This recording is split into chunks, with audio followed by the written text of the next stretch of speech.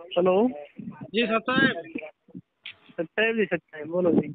कैसे हो? जय जी गुरु जी की। आप सुनाओ। हाँ जी, मेरा भी ठीक है। मैं ना एक बोलो जी। थोड़ा जानकारी चाहता हूँ आपसे। बोलिए।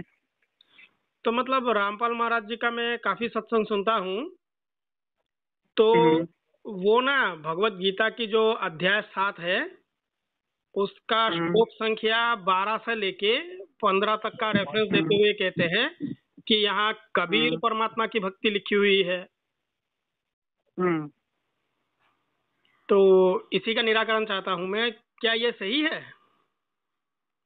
तो उसमें ये बताया है कि तीनों गुणों के बारे में जानकारी दी है कि तीनों गुणों के द्वारा जिनका ज्ञान हरा जा चुका है।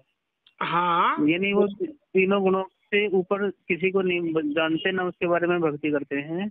हाँ हाँ। उनसे उनके बारे में गीता ज्ञानदाता कहते हैं कि भाई इनसे ज्यादा तीनों गुणों के द्वारा जो जिनका ज्ञान हरा जा चुका है, इन्हीं को पूर्ण परमात्मा मानकर इनकी भक्ति करते हैं, हम्म। है ना।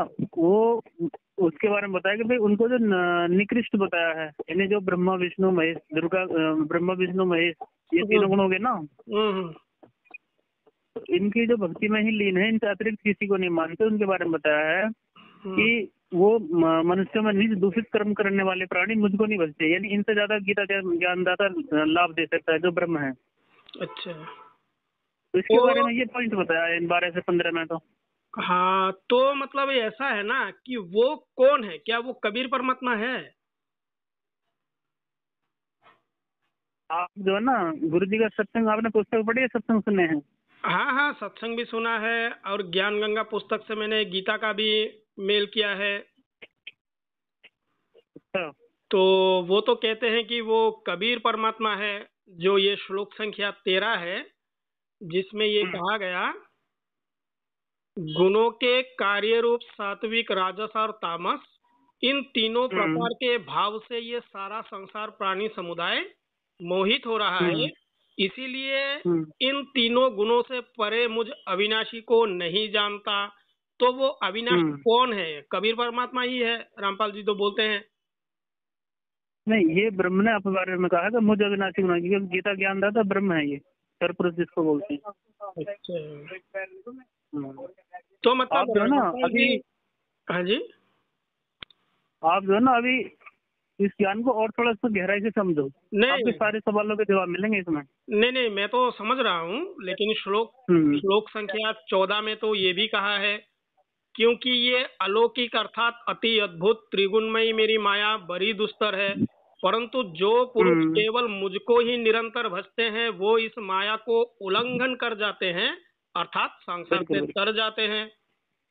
हाँ जी, हाँ जी। ये भी तो कहा है, परंतु रामपाल जी ने तो हाँ ये जी, श्लोक दिखाया ही नहीं। ने दिखाया है। नहीं दिखाया। उन्होंने दिखाया है। सप्तम अध्याय की, एक सेकेंड, श्लोक संख्या 12, 13 और 15, हम्म। 15 श्लोक में ये कहा गया है। तो मैं आपसे ये जानना चाहता हूँ, क्या जिसकी भक्ति भक्ति किसकी करनी चाहिए? कबीर परमात्मा की ना, गीता के अनुसार। देखो, पूर्ण परमात्मा की भक्ति करनी चाहिए, तो ठीक है वो ना। पूर्ण कौन है? परमात्मा कौन? वो कबीर परमात्मा है। हाँ, तो ये गीता में कहाँ है? कबीर परमात्मा लिखा हुआ कहाँ है गीता में? नाम नाम नहीं लिखा है, लेकिन संकेतों में बताया है। नहीं नहीं, भगवत गीता में अगर वो कबीर परमात्मा ही है तो भगवत गीता में तो कबीर परमात्मा का नाम होना चाहिए ना। वो वेदों में लिखा है, कबीर परमात्मा की वाणी में है, वेदों में है। नहीं, देखिए ऐसा तो नहीं होता है। श्लोक दिखाएंगे भगवत गीता से और कबीर परमात्मा को दिखाएंगे वेदों से। भगवत गीता का अगर श्लोक लिया है और वो अपने सत्संग में भी बोलते हैं, अष्टम अध्याय में कबीर परमात्मा का भी नाम है, ऐसा बोलते हैं। वो कवि में शब्द आया है सर, उसका अनुवाद करता हूँ ना, सर्वज्ञ क्या है। नहीं, जिन्होंने भी अनुवाद किया है ये हमारे हम्म। परंपरा के अनुसार है ना।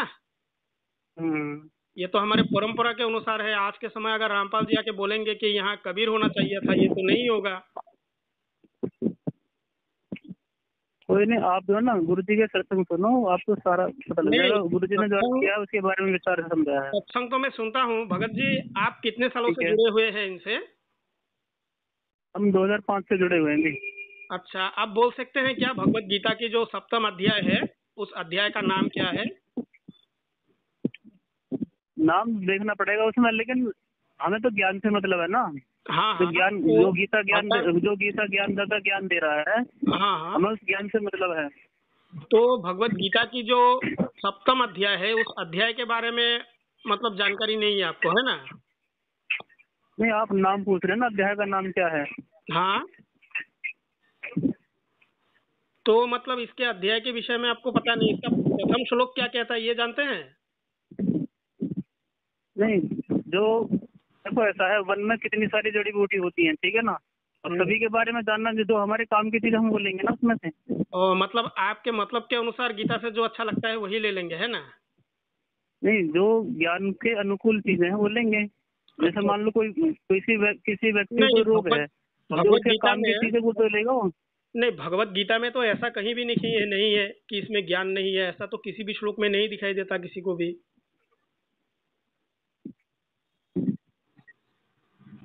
है जी? नहीं, भगत ज्ञान तो जी? है उसमें। ये तो, हाँ जी। है जी? ये कब कहा कि भाई ज्ञान नहीं है? गीता में ज्ञान तो है। हाँ, तो आप बोल रहे हो ना कि हम अपने मतलब का लेंगे, तो रामपाल जी बीच बीच में से एक दो श्लोक उठा के प्रस्तुत कर देते हैं और पूरा जो अध्याय है नहीं इसके विषय में तो दिखाते ही नहीं, बोलते ही नहीं। नहीं, वो बात आपकी ठीक है, लेकिन आप ये समझिए, तो भाई जो हमारे काम की चीज है, जो हम मतलब जो वेदों के अनुसार ज्ञान है, वो गीता जी में संक्षिप्त रूप में लिखा है, ठीक है। हाँ हाँ, तो तो भगवत जो गीता वेदों के से ज्ञान की या कबीर परमात्मा ज्ञान की पुष्टि करता है, वो चीज गुरु जी दिखाते हैं उसमें कि भाई देखो, कबीर परमात्मा ने वो अपनी वाणी में ये बताया, ये लिखा है, और गीता जी में भी ये लिखा है। नहीं, गीता में लिखा है, लेकिन रामपाल महाराज जिस तरह से गीता की श्लोकों को प्रस्तुत करते हैं लोगों के सामने, एक दो श्लोकों को प्रस्तुत कर देते हैं। उसी सप्तम अध्याय में देखिए, ये श्लोक संख्या 3 में भगवान ने कहा, मनुष्याणाम सहस्त्रेषु कश्चित् दताति सिद्धये यततामपि सिद्धानाम कश्चिन् मां वेत्ति तत्त्वतः। हजारों मनुष्य में कोई एक मेरी प्राप्ति के लिए यत्न करता है, और उन यत्न करने वाले योगियों में भी कोई एक मेरी परायण होकर मुझको तत्वों से यथार्थ रूप से जानता है। ये श्लोक तो रामपाल जी दिखाते ही नहीं है। नहीं नहीं, तो वो मैंने बताया ना भाई, जो जिस चीज का गुरु जी प्रमाण देते हैं उसी चीज को दिखाते हैं। अब ऐसे तो सर्व ग्रंथों को दिखाएंगे तो बहुत टाइम लग जाएगा उन्हें समझाने में। अच्छा, मतलब क्या है, इसके आप लोगों की इच्छा के अनुसार आप लोग श्लोकों को लेते हैं, है ना भगत जी? हाँ जी। आप लोगों की इच्छा के अनुसार आप लोग श्लोकों को लेते हैं ना? नहीं नहीं नहीं, ऐसी बात नहीं। तो फिर अगर ऐसी बात नहीं है तो इस अध्याय का नाम बताइए जरा, और इसका प्रथम श्लोक जरा बताइए, इसमें क्या कहा गया है ये जरा सुनना चाहता हूँ मैं। नहीं, नाम से हमें क्या लेना, हमें तो ज्ञान से लेना है ना। तो अगर नाम से आप जो नहीं लेना है, ना, नाम से सुनो नहीं सुनो, लेना है तो इसका आप ज्ञान कैसे समझ पाओगे आप? सुनो सुनो, आप जो है ना, अगर गुरु जी ज्ञान के बारे में जानना चाहते हैं तो आप सत्संग सुनो, ठीक है ना। नहीं, सत्संग तो आप लोग तो यही कह देते हैं ना, सत्संग सुनो सत्संग सुनो, कितना सत्संग सुने? उनकी बातें सुन सुन के गीता से हम मिला रहे हैं भाई, एक भी बातें उनकी सही नहीं है, इसीलिए तो कॉल लगाया मैंने। नहीं नहीं नहीं नहीं नहीं, उनकी सारी बातें सही हैं, कोई बात हाँ, समझ में नहीं आती अगर है तो अगर उनकी आपकी, सही, आप जो है ना सुनो, उनकी अगर कोई बात आपकी समझ में नहीं आती तो आप आश्रम का जो हेल्पलाइन नंबर है, आप उससे संपर्क कर सकते हैं। ने उससे भी संपर्क किया। आप ये बताइए, हम्म। अगर ऐसा नहीं है तो आपके गुरुजी ने तो भगवत गीता के जो सप्तम अध्याय के प्रथम श्लोक है भाई, उसको तो किसी भी उनकी ग्रंथ में, ना तो उनकी वीडियोस में, कहीं उनकी सत्संग में हमें सुनाई दिया। आज तो बहुत दिनों से मैं सुन रहा हूँ ना उनको। नहीं, अगर आप सुनते तो ना आपकी सारी शंकाओं का समाधान हो जाता। आप सत्संग सुनिए, अगर कोई बात आपके समझ में नहीं आती तो वही आप तो। आश्रम में जो हेल्पलाइन नंबर है उनमें बात करिए, ठीक है। अच्छा अच्छा, तो मतलब आपके पास जवाब नहीं है ना? नहीं, आप आश्रम के हेल्पलाइन नंबर पर बात कीजिए, ठीक है। नहीं नहीं, तो आपके पास जवाब नहीं है, आप 2005 से जुड़े हुए हो ना भगत जी?